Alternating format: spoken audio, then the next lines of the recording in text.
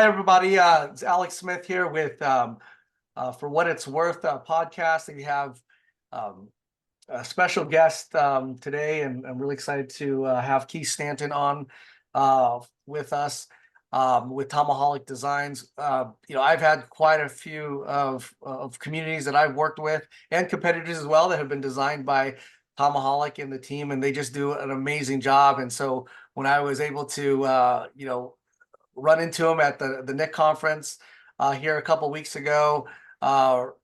Really got my head turning and thinking about the opportunities to kind of share his knowledge and some of the great work him and his colleagues and company have been doing throughout the industry. Really, I mean, I don't know if I've seen better designs, to be honest. So I just thought this would be a great opportunity to, have Keith on our show and talk about how what they do enhances the value, position, and even potentially, affect pricing in a market with their Midas touch, if you will. So thanks, Keith, for joining. And do you want to kind of tell a little bit about yourself and the company, and then and we'll go right into the podcast. Sure. Thanks, Alex. Thanks for having me. I appreciate it.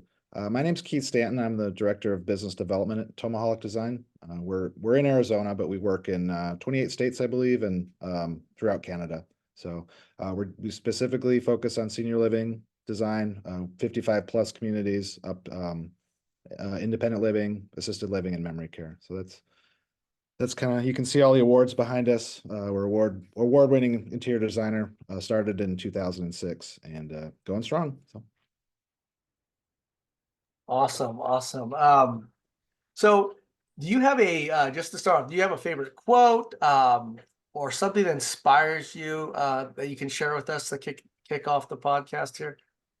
I just think that we do interior design that improves lives, and that would be our why per se. So that would be the aspect of the design, and we see residents crying when they move in, and they're so happy to be in these places, and it's very rewarding design. Yeah, absolutely. I mean, I can, when, just in my experience, working with seniors and helping the families move into communities, there's a lot of angst. There's a lot of fear of the unknown, especially from the senior themselves. Especially thinking back to when maybe they had to help their grandmother or mother into a community and what those looked like and felt like, let's say 30 years ago, 40 years ago. And so, having that pleasant environment when they come in, I just feel like that first impression is huge when they can walk into a Thoma-Holec designed community. Huge difference. So let's go right in. We'll go right into the first question here. So what are some emerging trends in interior design for senior housing, assisted living, and memory care facilities right now? Okay, so right now the new construction has slowed down, but the boomers are going to dictate a lot when it fires back up, and that's going to lead to larger apartments, I believe. They're gonna request those, and we're gonna have to have that discussion when we sit down with developers and when we start these new construction projects back up again.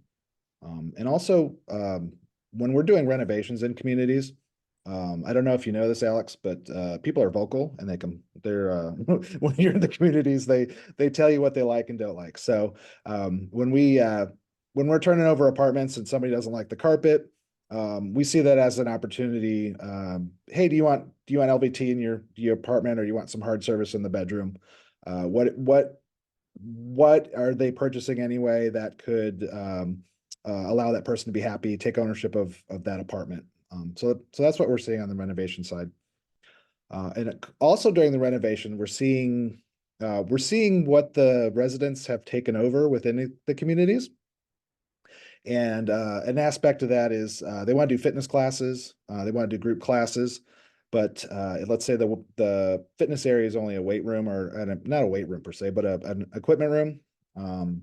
That doesn't allow for yoga classes, chair stretch classes, stuff like that. So the residents have typically taken over a larger space within the community, and they've let us know that, hey, this is where we go to do our classes, and we try to enhance those spaces and make them as comfortable as possible for those residents and fit to the purpose as much as possible. A lot of talk is about sustainable materials and sustainable living, and I think that's just inherent in the construction process. The materials are all going that way, and they've been going that way for a while. Paint is an example. We haven't used oil-based paint in my lifetime probably, so stuff like that, there's low VOC just because of the market has driven that and dictated that, and products are getting up to that. We talk about energy efficiency. You put in a new faucet, and that by itself is creating a more efficient water usage within that space. So now we have an audience for sustainable materials. The residents moving in are asking for them, and we can easily say, hey, this is the standard that we've been doing. Now it's on trend, but just a process that we've always thought about within interior design and how we've been doing. Again, another item like that is vinyl wall covering. The wall covering used to be pretty nasty and pretty toxic smelling and off-gassing for a while. Well, we can look at those materials and say, okay, out of the package, it might smell, but long term, it's not gonna be hazardous to anyone's health. So again, we've got an audience for our use of sustainable and healthier materials. We've always advocated for larger windows. So an example would be if we're in a programming meeting for a memory care community. Some of the communities reflect around a courtyard. Some of them don't. Some people want clear story windows and to bring a ton of daylight in, but that doesn't affect the view. So we advocate for the residents to be able to have a view. So there's differing thoughts on that, but we always like them to be able to see the weather. They're not going to try to escape. They're just going to. It helps them with their peace of mind, and who wouldn't want to see what's going on today, if it's sunny out, if it's raining out, and Right. just get that visual connection with nature.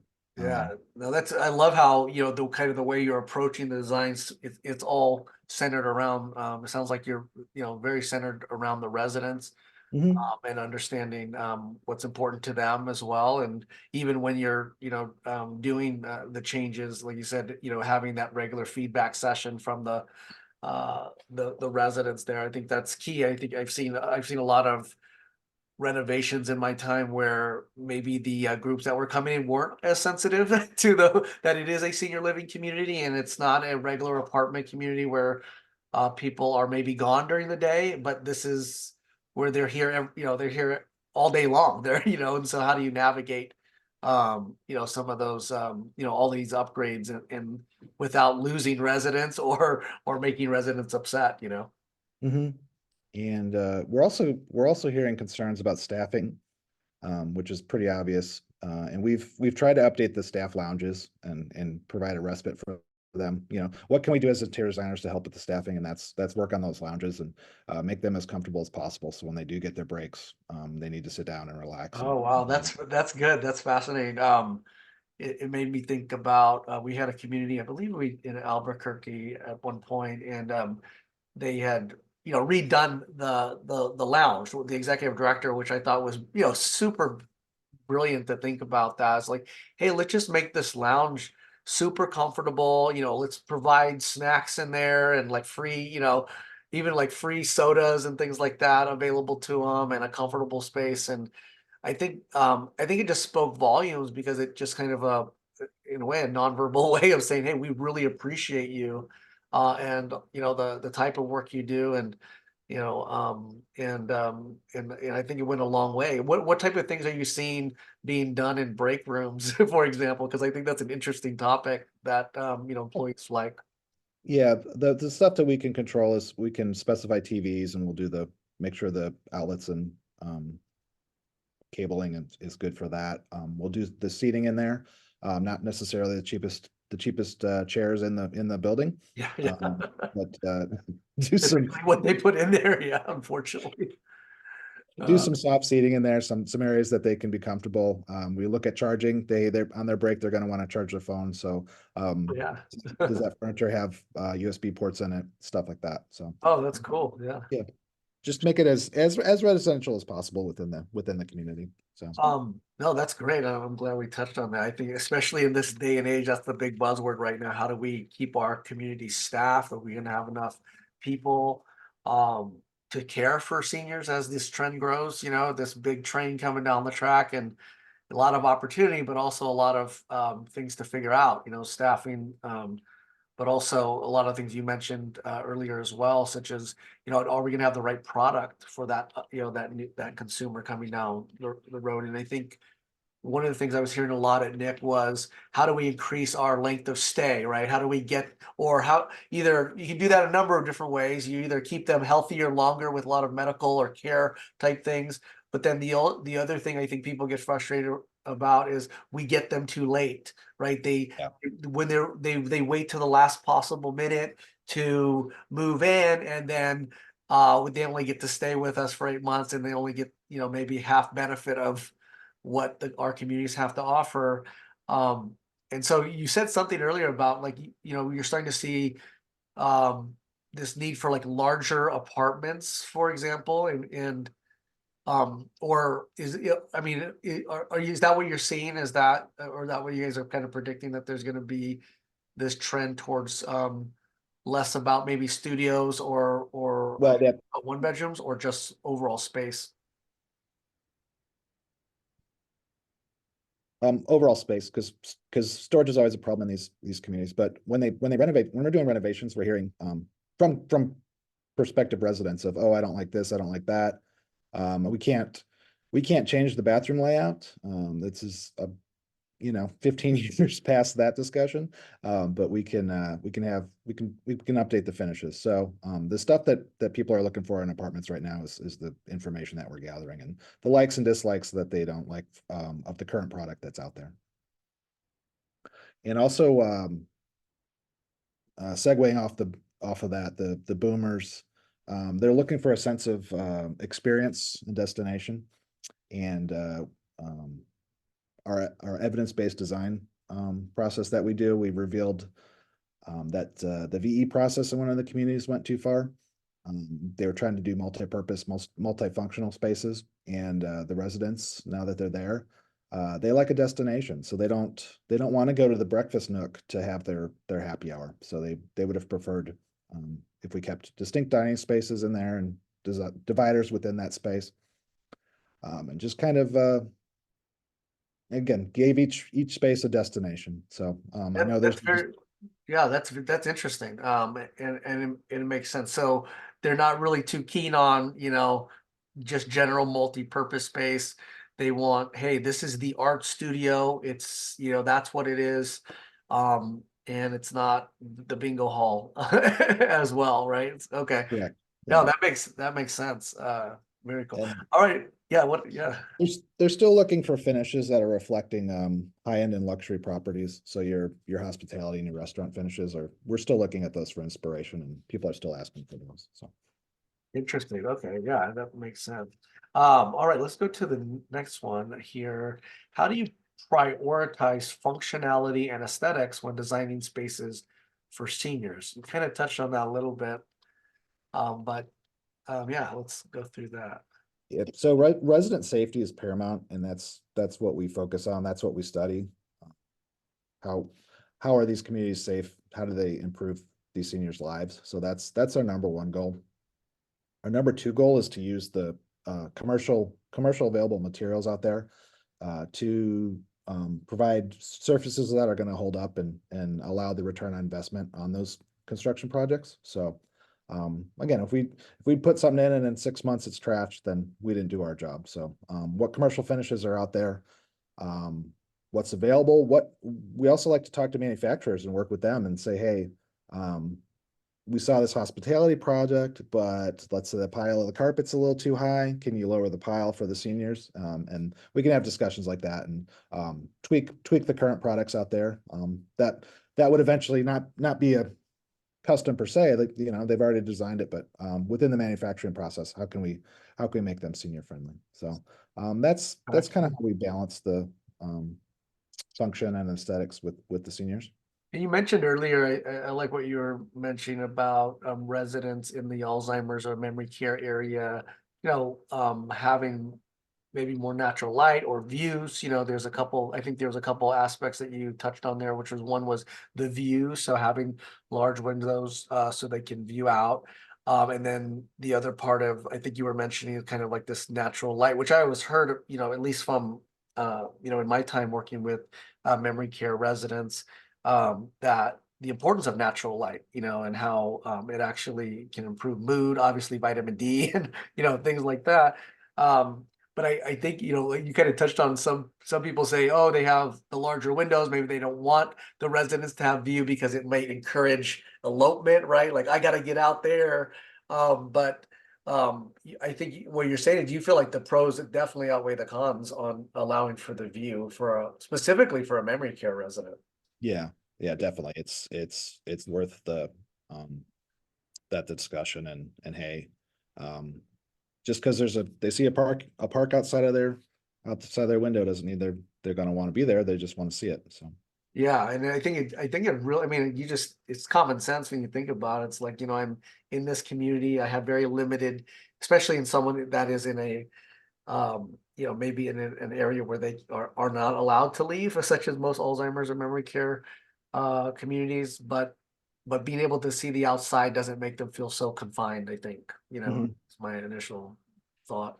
Um, let's go to the next one here. Can you discuss any innovative design solutions aimed at improving the quality of life for residents in these facilities? Again, we kind of touched a little bit on lighting and views, but any other ideas or things you guys have been working on around that? I innovation's a tough word. These are 3-year long construction projects when we do a new build. Uh-huh. It's innovation is again it's interpretation of that, but when I walk when I walk a community, I can see if a hospitality designer did it or if a senior living specific designer did it. So I'm going to say that the innovation is our training, our expertise, our knowledge. um, we review the plans holistically. We envision ourselves in the spaces and how are the residents going to see the spaces. We study acoustics and understand acoustics for seniors. We look at the lighting plans, and visualize and determine how is this light perceived at certain aspects of certain age and the visual problems that come with age. And Yeah. same with glare mitigation. If we're doing a window facing west at dinner time in a dining room, there's going to be huge glare problems. So Mhm.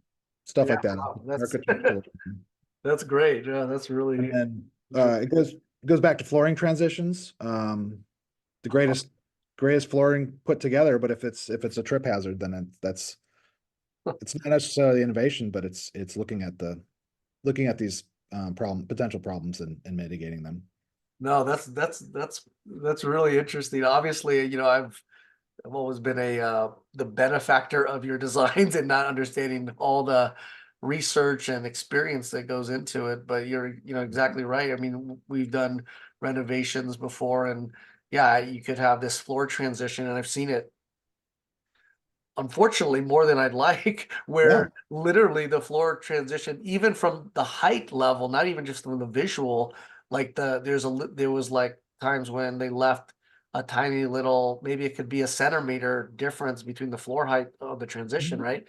And it's like for you and I, okay, we can navigate that, but if someone who's shuffling a little bit more or something like that, they're going to hit that and fall, and um, or I think what you're saying also from a visual standpoint, right? So if I'm transitioning from one floor to another, that could cause some maybe dizziness or something like that, even, right? Mhm. And yeah, it's stuff like that, being conscious about the residents' use of the space. Yeah.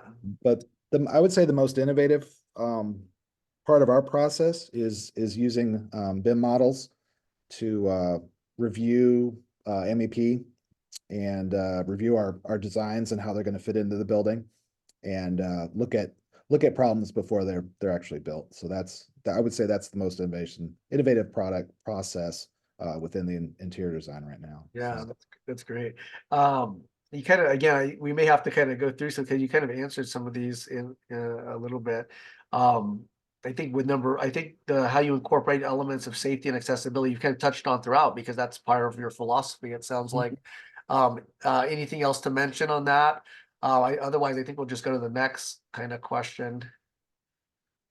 I think you said a lot. I mean, from the well, beginning, it's all been about safety, and obviously yeah, design, integrating. and I think our design aesthetic, you said you loved our buildings, you love our designs, and we look at going back to the commercial products. We look at the commercial products that are the most residential. So I personally ask myself, would I do that in my house? Is that what I have in my house? And a stainless grab bar, that's for the gas station. That's not for your house, Yeah. right? So, would you, there's nicer grab bars out there. Can we get it powder coated white just to make it something Yeah, more non-gas station. appealing? It's still the shape of that grab bar because that's what's affordable and that's what the budget dictates. But can we do something on it to bring it away from that, like I said, the gas station or the That, commercial industrial?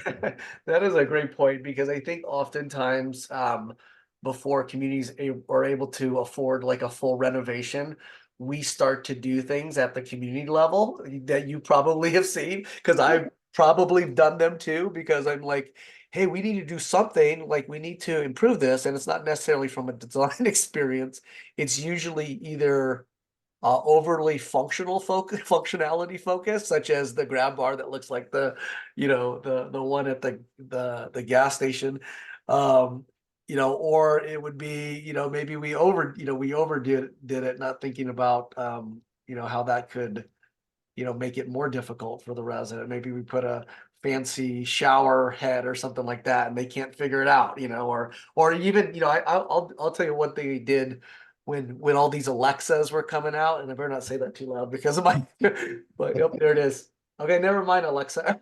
Um, we were trying to make these smart apartments early on, and I was like, okay, I want to try to make these smart apartments add this feature, and there was just a lot more to it when I was thinking about how the senior themselves would have to learn about that. But no, that's what I'm just curious if you've seen anything as you walked in the building, other examples of like that where they've tried to kind of Jimmy rig, I don't know, Jimmy rig something to make it look nice, but they were kind of created more What, design issues or made it look worse. yeah, what what cringes the most is when someone goes out and buys furniture from retail. Uh-huh. It's not, let's say a memory care goes to TJ Maxx and um, they buy an end table to fix something. It's just Yeah.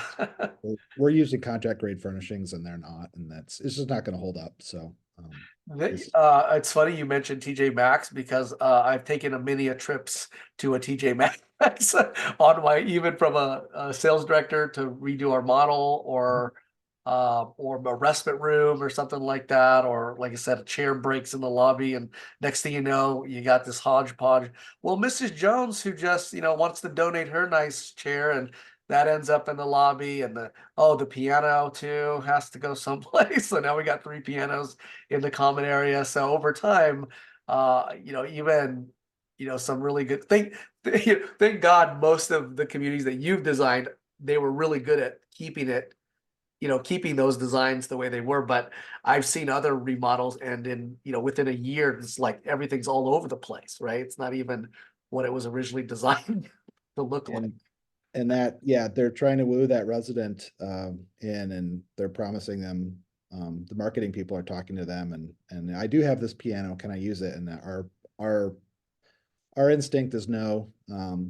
Nothing, do not let anything from a resident come into that community that's outside of their apartment, because it's not a good thing. Yeah, it definitely adds up, and it ends up being clutter at times. And we mean well, I think, because I was in that sales position where I felt like, you want to say yes, you want to say yes to everything because they know it's hard. Obviously, we know that it's already hard for them to transition, so you want to say yes.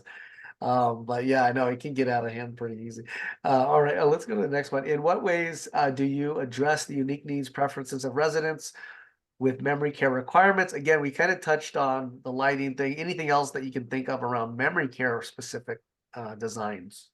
So I alluded to the upholstered goods. We look at the fabrics and how they're going to hold up, and we Oh don't yeah. we don't put wovens on seats for dining chairs just because of the uh, the uh, the fabrics intertwine, and then there's an opportunity for staining the food to get in there. So we'll do vinyl seats on those, but the tabletops as well. We've got the I don't know how I don't want to say too much, but there's been some painful process um, testing and finding the best products for us and the tables that are going to hold up the most. People say that they're contract grade or they say that their restaurants use them, but when we get them in these memory care communities, and we have to do warranties on them just because they don't hold up to the cleaning. They don't hold up to the coffee pots getting placed on the Uh-huh. surface, stuff like that. So it's just been Yeah. it's been our experience, and it's it is what it is, and we've worked through some stuff to get great vendors, and talk to if we get a new vendor, hey, we like this cool design, then these are our specifications that we need. So Yeah, that that's makes sense. And you think about, the amount of wear and tear that I don't know if it's more or worse, but I would assume, you basically have let's say in the memory care restaurant area or dining area, you basically have a full house every day. mhm. So every single one of those chairs is going to be, have a seat in it, and it's going to be, used, and you're probably going to have, unfortunately sometimes, times when things get spilled maybe a little bit more, so you're gonna have more. So I just feel like in a memory care environment, yeah, it makes absolute sense that they're gonna go through a higher level of testing, if you will, and use. And then beyond that, you have again, I worked probably the first 4 years of my career in a memory care community, and you'd see these the residents. Sometimes we had a couple residents, they would actually collect all of the chairs, and they would move them, to other parts of the community, and sometimes in their apartments. And so they're being moved in ways that typically are probably not typical to a restaurant. Even the artwork, sometimes we'd have artwork go missing, and then we'd have to go actually hang the artwork every day. So a lot of a lot of unique circumstances that you guys are navigating, compared to just a design firm that may not have that knowledge. I mean, there's just so much you have to know. Yeah. Um, And if I could tangent on the artwork, we yeah, yeah. we we pride ourselves on trying to get a healthy artwork budget into our projects. We use them as wayfinding. We use them at Oh moms. yeah, I live outside of the apartment with the sunflowers. That's how mom finds her apartment. She's in these long corridors. We can make them into wayfinding situations for the residents, and that's a we great point. Yeah. yeah, we theme them, and um, oh, I live on the outdoor landscape floor, and I live on the seaside Yeah, sunset floor. So that's a it's great yeah, idea. it's That's just a great yeah, idea. Yeah, it helps that's us do wayfinding, and in the memory care, we try to we localize our artwork. We research what the residents would have seen. Let's say when they were in their 20s, what activities were going on in that local community, and what artwork can we pull, what themes come out of that. Um, it's for example, here in Arizona, some of these communities are so new. Um, 50 years ago, there was no there was no town where they're building these. right. Right. Yeah. So, There's a bunch of horse trailer, or a horse and farm, right? Yeah, yeah, horse. yeah. So that resident wasn't driving, cruising the street down Main Street on Saturday night in their cool hot rod. So they were doing that in the Midwest somewhere, but they weren't doing it specifically to that community. So anyway, we try to find out what's the local items that that resident's gonna remember, bring them back and bring them comfort. So that's, we do custom interactive art per each memory care community that we help. I don't know, I don't remember if we were recording this or not when I mentioned the artwork from some of the communities that, I'd been in, again, several large, mid-size and very large corporation. And we'll do these renovations and then they'll cut the artwork off, at the last minute, right? Because it just didn't fit in the budget. Mhm. And then, yeah, so Well, I'll give an example of that is, I travel a lot, so when I park at the airport, I take a picture of my parking spot. Just because when you come home, all those parking lots look the same. So yeah, I do the exact same thing actually. Every so time I park, I take a picture of exactly where whatever the nearest pole that shows the location. Yeah, no, it's so true. And I so mean, it just look I think it just looks so bad too, especially when I think the wayfinding thing is absolutely the critical reason why that's important to do that. I think sometimes it gets cut because it's seen as purely aesthetic or just kind of, extra. But when you've redone the carpet and you've redone everything else in that lobby, it sticks out as a sore thumb to have these bland walls down the hallway. And I've seen a lot of those over time. I think especially as a community gets more than 10 years old, you mhm. start to see the same thing with the residence stuff, right? So now it ends up being a residence artwork that ends up in there, or family members or caregivers they're trying to fill it. Now you have a hodgepodge of shapes and so forth. And it really, I don't know, maybe I'm being too picky, but it really feels like when you have something that isn't strategically done on the walls like that on an artwork, it really kind of devalues or makes it can make someone feel like, oh, this place is kind of a second rate, it's not completely together. And I used to kind of, maybe this is exaggeration as well. We'd say, you drive in the parking lot, you got trash in the parking lot, you got dead plants, and then they walk into the lobby and no one greets them. You've probably already lost the sale before you even started. Those first impressions, we probably do a whole podcast on first impressions and what it means, to the sales process. But people are tallying, in my mind, and this is the way my mind works. Like, people are consciously, subconsciously tallying up when they're walking through a community or walking into the community. It's kind of like this -1 point plus 1 point, one -1 point, and at the end they're going to tally those things. And so if, you know, like I said, artwork is not in place or things don't look in order, then I think it triggers some heavy concern of if they're going to be able to take care of my loved one, right? Yeah. Because it communicates something when things are out of order, even though they're not directly care related. And you bring items up that the marketing team and the sales team is dealing with to bring occupancy and to bring prospective residents in, and we're definitely conscious of that, and we're the visual part of the process, so we're very aware of these feelings. How does the space feel when you walk into it? Yeah. And how does it look, and that whole experience that you guys are trying to sell.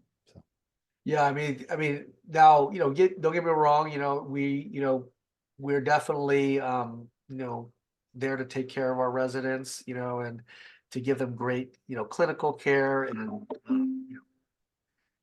programming, keep them engaged in all areas of their life. But, I think it doesn't necessarily have to be one or the other. It can be both. And there's a lot of really great orgs that I've seen that have been working with you, that I've worked with, that are delivering both. They have this great clinical model, programming model. They also have a great hospitality model, and a great look and feel where they can. Now, I think obviously there are communities that maybe aren't positioned. They're not necessarily positioning themselves to be luxury, but maybe there's some things that, even they can do to just kind of still communicate that your loved one's environment is also important to us. yeah, and like if I walk into a community, you can feel the energy. You can feel that that there's love there and the residents are taken care of. I don't know, just Yeah. something I pick up Yeah, when I agree. walking spaces. But so if I went into that community, I would say, hey, can we refresh the lobby?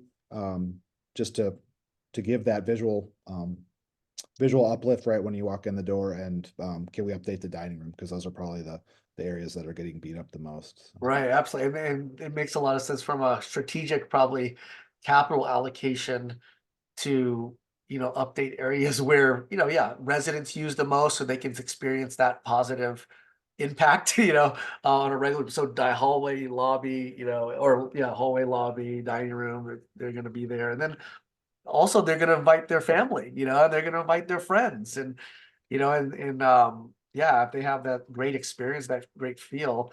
But I couldn't agree with you more. In fact, one of the larger companies I was with a long time ago did a study and said, she kind of did a survey of all the residents, like 50,000, 25,000 plus surveys. I would say 25 to 50,000, I don't know the exact number, but it was quite a bit. And they said pretty much the number one reason they chose the particular community was the way it felt. mhm. And that drove me crazy as a data person, right? I'm this like, wait, how do I count that? How do I put that into a number? And believe me, I tried. But yeah, you're so right, because it's all about that feel, and again, I walked into communities that are stunning, in some ways, right? From maybe from a hotel standpoint, but felt cold, Mhm. right? So you could have a brand new design or a brand new community, but still feel very cold, from a design standpoint, but also from obviously from a you know, employee engagement standpoint, but even from a design standpoint, right? I've seen designs that are like really cool for like me and you walking in there, but I could see how like this is not where I would want to live, though. Yeah, and Feel like home. that's that's why we're keeping an eye on trends, and that's the adult children are driving senior living more towards that. But how can we make these contemporary spaces feel warm and home-like? So Yeah, absolutely. Sorry, I digress. You hit a lot of really good topics, so I kind of got off track there. But let's go to the next question here. Oh, okay, so how do you balance the desire for personalization with the need for standard design elements in senior housing? Again, I think you kind of touched on this a little bit. and that's Already. just to pinpoint personalization. We try to make it as home-like as possible, but personalized. We're not. These are buildings of scale. We are not getting every resident's input. But I have walked communities where a prospect asked for a new vanity, and I said, that's $1,500 to switch that out. Get that resident in there. So Oh, just in their own apartment. yeah, Yeah, in their apartment, and yeah, yeah, yeah, and do you yeah. want to do colors in there? I mean, paint's not that expensive. Right. And then if you're turning over the apartments and you want to update them, that's an opportunity to personalize it and get that resident to take ownership of that place. And Yeah, absolutely. That's I know we had I don't know if we done this or if it was just something we planned and didn't execute, but there was a marketing idea where we were going to give them like three different options so they could actually have some feeling of customization. And there were things like that, like, hey, you could paint this accent wall this color, or this color, or you could have maybe this type of refrigerator, stainless steel, or pure white. So it gave like three options. So they felt a little bit like the idea was that they were feeling like, look, I'm not really losing things. I get to actually have a home that I get to have some design aspect on it. I don't know if you've heard of any other, if other companies have seen that happen. Where they yeah, that's the high end. yeah. Um, and the CCRC, the nonprofits, they're doing stuff like that just as that resident's buying in and takes more ownership than an apartment that somebody's renting. So that's where we see those typically happening. One One thing you mentioned about personalization earlier, I thought that was interesting, was how you take into, especially with the artwork, you take into account the local area, right? Or the time frame of that resident.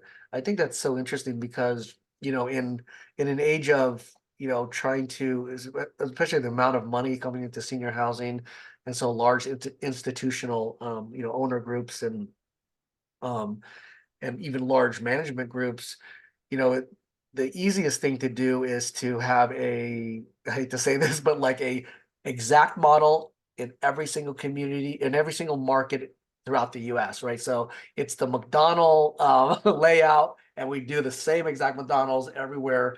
But I think what a lot of people will, and I've heard people say this, and I think it's right on. They say ultimately senior living is a local business. So how do you, and of course, it doesn't mean large senior living corporations shouldn't get into it. It just means I think the ones that are able to personalize or customize as much as possible to the local, right? The local market, right? So how can they be the version of themselves, but also, have this, let's say you have a big company that has a really good brand, they have a good general feel and what they're looking for, but then allowing a little bit of flexibility at each level. And it is kind of a silly example, but if you've been to Applebee's lately, which I haven't been in a while, but Applebee's often has themed walls where you have local, maybe baseball teams, like the local high school baseball team, or themes, but it's very local. The walls are all customized to that local market.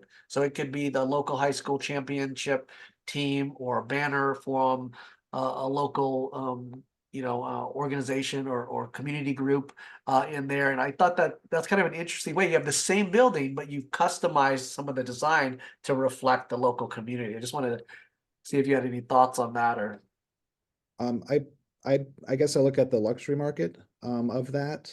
And, we treat our artwork as gallery pieces. And if you went to the local museum or the local gallery, um, the, the artwork that market likes is going to be there. And uh-huh. then Interesting. that's where you draw inspiration from, and, say, okay, this is what this community likes. And that's a good That's a way really to good idea. personalize your Yeah. business. That's a great nugget right there. Just by yeah, Applebee's and a luxury senior living are, uh, Somewhat opposite. Yeah, bad example, yeah, bad Alex. yeah, Think of yeah. better I'm just, examples next time, Alex. yeah, I know what you're saying, but, I didn't want to put it in a cookie cutter sort of mentality, but, for each location. So, but carpet is carpet. You want carpet? I mean, that's carpet. How can we make it high end? How can we spend money on that? Not spend money on that? Save it. So, those are the parameters we have to work within. Right. Go to the next one here. Design enhance. You kind of, again, a lot of these we already kind of touched on, but anything else that you want to add, like how to design features or amenities that have proven to enhance resident satisfaction or well-being. So are there specific ones that really stand out as enhancing resident satisfaction, well-being? Um, I I want to go back to our process, and, I'm not gonna I'm not gonna have any great ideas in front of the resident council. I'm gonna have that, with the developers and with the ownership, before we go in front of a bunch of residents and ask for their input. Because I don't we're gonna get in trouble if we ask everybody for what they want. So, um, Right. what are the parameters that community is going to accept, and, how can we drive the conversation? Because, once you get into the, resident engagement and, resident opinions, it's a Yeah. it's What's a tough huge. with, what's tough with some of that, and I'm all about, getting I'm all about democracy. And but at the same time, you have usually it ends up being the loudest person in the room or the most vocal, and it may not also, right, it may not be the design that the residents even truly want, if they truly know what they want on that scenario. But but what I find, yeah, it ends up being that loudest person and most vocal person that gets their way, and everyone else hates it. They liked what they originally had, you know? So that's Yeah, I those are mean, my thoughts on but yeah, we'll get resident input. Hey, we don't like these colors, we don't like that. Okay, we can tweak that, but you're still getting carpet down that corridor. What does that carpet look like, you know? So yeah, yeah, it's great. Okay, so we have a couple questions here left. When considering design options, how do you weigh the upfront cost against potential long-term benefits or cost savings? Um, I know we kind of talked about this earlier, so yeah, we try to have a lot of discussions with the ownership team and the developers on these communities, and just try to flush out if it's a new build. We'll look at the competition and we'll look at communities that the ownership team likes, and that'll give us a sort of a baseline for finish levels. And you know, if they walk the Taj Mahal and they want that, then we have to say, hey, this isn't necessarily fitting your market. You're not going to get that investment back. Um, the market's not going to dictate it, that the market is going to accept that locally, you know. But going back to localization of the senior housing for that. So so okay. we try to have a lot of discussion on types of materials, and create kind of not ask what your budget is, but you know, what's your budget? But okay, what do you like? What buildings do you like? And then we can kind of back end that and say, okay, these are, you know, these are materials we've historically used in the past, and this amount of project cost, and how we can fit those in. So that's that's how we kind of balance the up and down. Long-term costs are tough. They want the buildings to be as nice as possible, and lease up as fast as possible. So that's more of the discussion than long-term. Long term, right? Yeah. Right. So Yeah, especially in a new and well, so you're a lot of your client, obviously we've used you, at least in my past companies, obviously in renovations of existing communities. How much of your business is renovation or new build?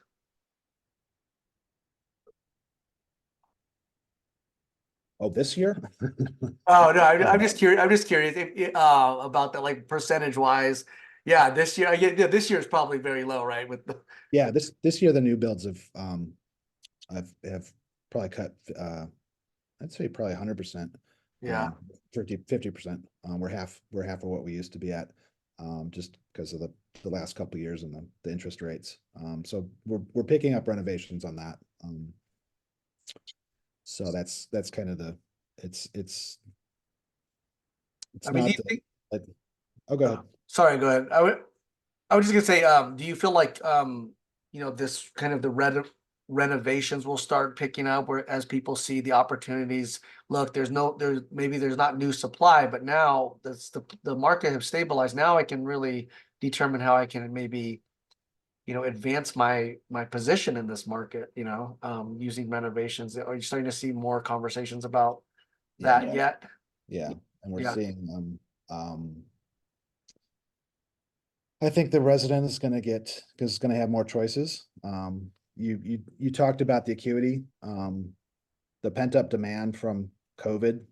These people, they just have to go somewhere. So if they're going somewhere, they're coming in at an age or older age and in worse shape. So I think once that there's a little release on that demand, the consumer is going to be a little bit pickier and able to choose this, I want the community across the street from yours instead of this. And I want, because they have these amenities and their furniture is newer than yours. So, yeah, we're seeing people concerned about those discussions. You mentioned earlier about, and I thought it was very interesting, kind of ties in a little bit about some of the comp analysis process that I'm engaged, that our team is engaged in daily. And, trying to make the right decision for the right, obviously within the budget the budget, the confines of the budget, but also understanding, obviously, no one wants to put, if you don't need to have the Taj Mahal to win in a market, then why spend that, use that money elsewhere? So were you saying that you kind of evaluate the comps in the market as well as far as their designs, Yeah, what they because have? um, yeah, that localized market's going to dictate how much you need to spend. Um, Not everything has to be luxury. It can be nice, right? Clean and Right. nice is good.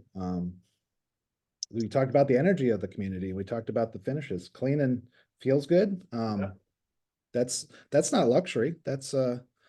Um, that's items getting taken care of and the Yeah. residents getting taken care of. So there's that doesn't have to be a luxury community. That can be just your local mom and pop that we can help. I was talking to someone the other day about I had a community in Prescott, Arizona, and one of our biggest competitors is probably 30 years older than ours. And when you walk in the lobby, all of that furniture was probably just as old. And but it was clean. It was Mhm. clean. It was well kept. That community was full, and we had a newer community and so forth. So yeah, to your point, um, it isn't And always about the most luxurious. And if you can feel the quality in that wood and that, like Yeah, right yeah. now, they spent money when they built this place. And like you said, it was clean, it was maintained. If you update fabrics and get the stuff reupholstered but are true to the integrity of that design and somehow if it doesn't look too dated, and the fabrics can be updated to make it contemporary and feel taken care of, then that's the strategy we would look at. But yeah, it doesn't um, coming in with European furniture in that community is not going to work, right? Right. Your postmodern cube chairs are not gonna work in that community. So if you can tell it's quality when they bought it and it's updatable, then that's a great strategy. You there's another example that I think of. We had built a brand new community in South Jordan, Utah. Hmm. And as you know, huge Latter-day Saint community there. They have money. The community is luxurious. There's money there in that market, but in some ways our community was too luxurious, right? It was almost like because it was so above and beyond, at least what we read in the culture there was this like feeling like, hey, we don't want to show off our money. I don't want my friends to see me in this luxury thing. So they kind of had to tone it down a little bit, even though they were a luxury community, but it didn't match the taste of that local market. And So then that, was that trial and error? yeah, You yeah. walked in and came and that was the discussion items when you guys were trying to sell it. Yeah, I mean, we were going with, obviously, we were based out of Southern California. The design, the thought process was probably all Southern California type. Mhm. And then so we had to, I mean, obviously we couldn't do much about changing too much of the design. It was already done, but we did really try to change the way we sold it, from a messaging standpoint. Mhm. And yeah, that's a local feel, right? That's a Yeah. local discussion, and someone at a corporate headquarters didn't realize that. And if we design that, I don't know the community you're talking about, but if we design that, we would have hopefully found that out. Um, Yeah, I don't think you guys designed this particular one, but yeah, I know just maybe another example of how your research of the local market is critical and like the way you and your team approach the designs, not I'm sure a lot of, design groups that just do regular communities just don't understand the level of depth that goes into what you really have to have a passion and love for seniors and our industry to do this because you're doing much deeper level analysis than I even imagined. yeah, and Um, I've got the healthcare interior design background. So we're looking at surfaces and how they hold up and how they keep these residents safe as well as how do they look good. How does that adult child how do they feel when they come in and want to move into that community? So yeah, there's a lot of science and Absolutely. goes into Yeah, that. But it's a very cool. It reminds me of pricing. It's an art and science. It's both. Um, so okay, so going to this last couple questions here. Again, you kind of touched on these things, but specifically about evolving demographics or maybe cultural preference. I think that's interesting. We kind of touched on that in that last example, maybe some cultural preferences. Um, any examples or anything to maybe talk through as far as adapting to, yeah, evolving demographics, even cultural, uh, um, preferences, in a market? yeah, we've got a great marketing team that when we're doing an RFP for a job, that's our first process is to look at the neighborhood, the micro economy around that community. So from the get-go, we're researching those places. We like to learn, we like to listen, we like to keep our eyes open. We like to learn from our mistakes. We like to do occupancy evaluations to hear from the residents. Um, so I think always learning and always growing, but listening to what that neighbor wants. We'll look at the residential field, the residential neighborhoods around that community, and that's going to lead the expectations of the finish level that needs to be in that community as well. So if I'm moving in and I've got a bunch of technology and smart homes in my home, we better have the discussion about what sort of integration do you want to have in the community? Um, what are the expectations of that resident going to have when they move in there? One of the, I know you're in Mesa, Arizona, and I used to have a community that I was one of my first director jobs in Paradise Valley. And the community was located very close to kind of a Jewish community, and Jewish Senior Center and so forth. Yet we had nothing in our community. We didn't even have programming, to recognize some of the holidays and so forth.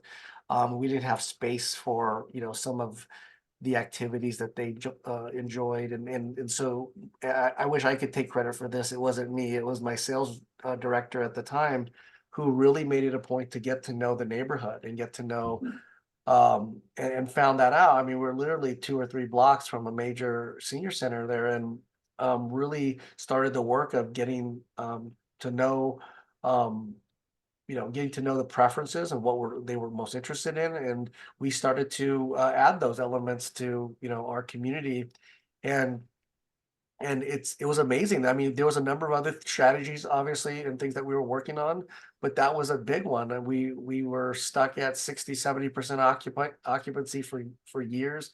It had an awkward driveway. You may even know this community. Like you would drive in and you'd have to drive down like into almost like a lower level. And so you had these big slants on each side, and there was parking spots on those. And so if you or I, we'd probably come out of our car and fall down, But so Yeah. I would have people pull into that driveway and then pull right out and not come in, But that was a big piece of really understanding that local demographic, and the cultural preferences in that market. So thought I'd share that. Um, And I've got anything, a I've got a real estate background as well, and that's when you do open houses and you don't have the prettiest one, it's humbling to see those experiences. yeah, Somebody just pulls up and drives away, and no, we're not gonna sell that one. So yeah, I know. I mean, you work so hard as a salesperson to get that, schedule that tour, and they don't even come in. And but that was even more reason why, if they did go in that door, we had to wow them, But we had to show them that driveway didn't define us. So come on in, So I guess last thing here, special projects where design solutions have resulted in measurable improvements in resident engagement, staff efficiency, or overall facility performance. Um, any example? Obviously, I have firsthand examples, but anything that uh, you want to share? yeah, one of the latest communities we just opened up in North Scottsdale. Just getting feedback from the resident. They're we designed a full service salon for them, and full service salon does not mean full-time salon. So the residents came in 3 days a week. The third party provider is very happy with the space, getting a lot of use out of it. But 4 days a week, it's not used. So the physical therapy team, well, going back a step, we designed a massage room within that space. So the physical therapy team basically came in and utilized that space as additional space for them. So I think that's the success of when everybody preaches, and I've said previously today that stay away tread lightly with the multi-purpose spaces. Right. This is a space that actually worked out because I don't know, you've walked a lot of communities, I walk a lot of communities, and the salon is usually locked and the lights are out. So That's true. Yes, that's very true. And the massage table isn't a far cry from. It's not like you put bingo in the in yeah, the salon. You know what I mean? So yeah, it's and yeah. I mean, you're right as far as it's probably not preferable, but some of these older communities really don't have a lot of space, so you do have to try to be innovative to mix those. I want to ask you one more thing before we go. Just kind of like and you may have touched on this a little bit about larger windows. What are you seeing as far as some of the new trends in like community amenities specifically? Let's say like I'm thinking like dog parks, for example, is something, I know that's an outdoor type of amenity, but or even like bistros or coffee bars. What kind of things are you seeing that um, really stand out um, in different markets? I think uh, there's still COVID backlash, and people want to socialize. Yeah. Um, so we're seeing a lot of bars, a lot of areas for happy hours. Okay. And then the younger the community, the more active they're going to be. So we're doing pickleball courts outside, Awesome. dog parks outside. The I think I talked about it earlier. The wellness spaces need to have room for classes, not just the equipment. Um, not stretching, not a space for 4 or 5 people. You need Oh, space for, group classes, like large group classes. Okay, that's so good. there's that demand is there. People are asking for indoor pools, so we're trying to get those not VE'd out of the new builds. The people like those, and That's wellness. interesting.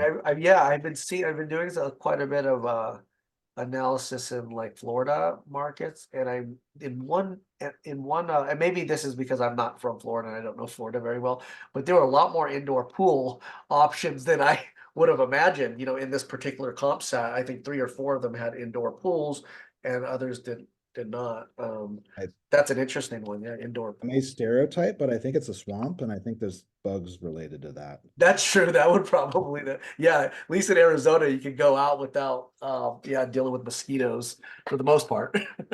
But in honesty, we don't. Um, when we go in the pool in July, you're cooking, so Yeah.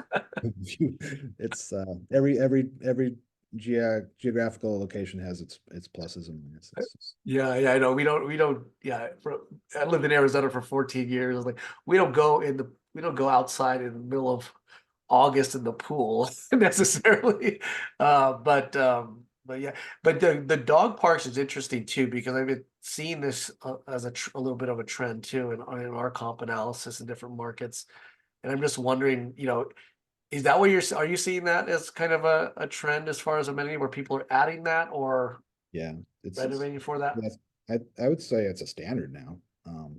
Yeah, okay. That's yeah, I would almost agree because from what I've been seeing, and then here in Las Vegas, I noticed I've been here about a year now. There are way more dog parks than I thought, and it seemed like a higher ratio per capita or something. And then my mind started going down that pathway, and yeah, we're seeing more and more people. The pet industry is huge. It's a multi-billion-dollar industry and it's only growing. And so it makes sense that seniors are going to want to bring their pets. And for that companionship and have a place. Because anyway, you're already leaving home, and I have to give up my pet, like the only you know the only person, if you will, that's there every day and gives me unconditional love. Like I have to give that up. But to have a dog, and the amount of seniors I see at the dog parks, there's a lot. They're using the dog parks quite a bit here. So, and then pickleball. You mentioned pickleball. I spent about when I was developing the software, I stepped out of the industry, so I wasn't in conflict, and I worked for the golf industry. So golf clubs, private golf clubs. We also had public courses as well. But found out that pickleball, was the fastest, is still, right, the fastest growing sport in the U.S. Mhm. and especially amongst our demographics. So it's interesting to see that, and it makes sense. I mean, you have you're able to get some exercise. It's a smaller court space, and you're getting that social aspect. And I think that's the big takeaway I got from here is that, creating great social spaces where people can connect again, and like you said, it's that kind of rebounding effect from COVID. Like, gosh, I really cherish or really miss being able to get with my friends and sit at a coffee shop. Or I was having this conversation the other day with someone. Back in the day, there used to be so many bookstores, right? Barnes and Noble, and we used to always go there to meet. We'd stay there for hours, especially even after even after high school, but even into a young adulthood. We were constantly, but that became our social space, amongst friends, to meet, have coffee, and those spaces are they're not as available, as they were. Definitely because of Amazon bookstores, but for other reasons too. With COVID, you just had a lot of really cool social areas that just couldn't survive, and they went out of business, too. Yeah. So probably that local coffee shop even that they had, would go to. So anyway, that's yeah, cool. Any other insights before we go into the rapid fire segment? I know we went way over, but I appreciate your patience on this call. It's been great. Yeah, I can talk forever. So it's just, we love what we do. It's passionate business. But also if there's no occupancy, we're not in business. So we're conscious of that. We we work with the developers to work with all that stuff. So Yeah, great. So let's go to the kind of the rapid fire outro here. We'll go through these questions. So what is one of the best pieces of business advice you've ever received? I'm sorry, it's a Woody Allen quote. 80% of success is showing up. I think There's a lot of truth to that. In that I say that probably only 30% of the mystery shops we do where people are calling actually answer the phone.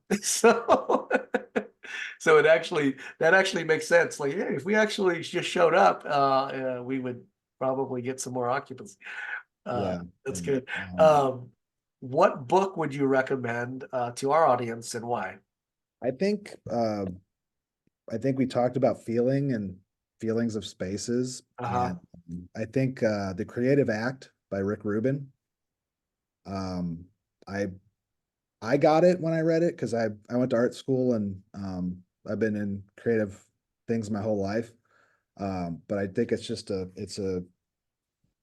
a nice insight into the creative brain and the creative process, and because he's discussing different process. He's a music producer, but he goes across all creative Oh, spectrums. cool. So it's just about all levels of creativity and any type of thing, and kind of what a thought process Yeah, I would. around that.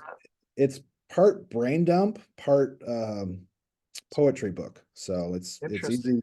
it's easy nuggets to read, but they're little snips about whatever that certain creative segment he's talking about that day. Oh, cool. That's interesting. I have to pick that up. All right. When you were a kid, what did you want to be when you grew up? Grow up? I wanted to I want to play baseball for the Chicago White Sox. Oh yeah. I was one of those. What position did you play? Uh, what Grow position kind did I of. want to play, or what did the position Yeah, I did guess. Yeah, I guess. Yeah. Okay. Well, either one. Like, did you play any positions in Did you play growing up or? Yeah, well, second base was my favorite, but I always Okay. ended you always end up in the outfield and when you're not the coach's son. So Yeah. I yeah, I grew up playing baseball and that was, just like a lot of kids, that was the dream to go play Major League Baseball and spend hours throwing the tennis ball against the wall, pretending I was winning the play. Did you have a favorite player growing up for the White Sox? You guys had a lot of good ones. I think hitting wise was Harold Baines. He had Oh a yeah. Yeah, that pretty cool. pretty cool swing. Yeah, So, yeah. but I always liked Carlton Fisk. I always Oh liked yeah. That's a um, Hall of Famer right yeah, there. watching him play. But You guys that's had Robin Ventura at one point, I yeah, believe. He yeah, was that was my I'm dating myself, but yeah, yeah, yeah.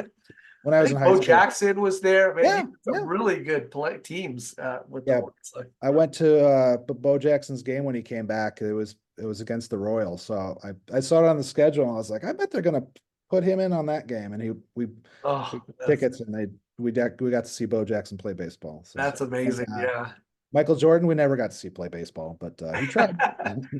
So you grew up in Chicago? Did you grow up in Chicago? I grew up in the western suburbs. So Okay. Oh, very nice. Yeah, no, great city.